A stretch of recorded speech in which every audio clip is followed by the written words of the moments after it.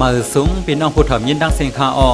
ข้าเฮาได้รู้ในข่าวนั่งยิงก้นหนึ่งยอมนอนซ้ำผู้ชายหาขึ้นเรียกกันดังไอโฟนอันออกมาในคาออข่าวล่องในเป็นมาตีในเมืองเคตีเมืองหนานซิงนั่นมีลูกอ่อนโฮงเฮนยิงก้นหนึ่งอายุ18 ปีปืนเผาเต็มลงว่าพอมีอีสังกันดังผู้ชายก้นเลยก้นไล่ด่าหาขึ้นปืนด่าตีเรียกกันดังไอโฟนอันออกมาในคาออเทถือและหู้ป้อวันในสึงย้อนเปิดว่ามันนางลักปืนเผาคายโตตีเนอร์ซุ่มลับอันเป็นก็หักมันนางนั่นก็ซ้ำอยู่ไว้ตีเนอร์ซุ่มนั่นเสมันนางก็ซ้ำอ่ำหู้เพราะว่ามันนางปืนเผาเต็มลงเย้าไหนอันเป็นก็หักมันนางนั่นก็หันเสวนนำนาเผอกำนั่นอันเป็นก็หักมันนางนั่นก็สั่งไล่ถ่ายแคบพางข้อความอันมันนางปืนเผานั่นเส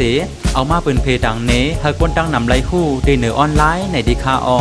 ตีเนอข้อความอันมันนางไล่ปืนเผาเต็มลงนั่นตีเนปันเฮหันว่ายิงสาวก้นในพร้อมตาตีนอนซ้อมผู้ชายก้นเลยก้นไล่อันหู้ซักกันตีเนอออนไลน์เป็นข้าวตั้งหาขึ้นสั่งว่าผู้ชายก้นนั่นซื้อไอโฟนอันออกเหมือนในปันมันนางไล่ในอยู่ลองตั้งข่าวมีหนังไหนยินส้มขับเสอต่างถึงผู้ถมยินตั้งเสียงอยู่คาอ้อมาซุ่มคา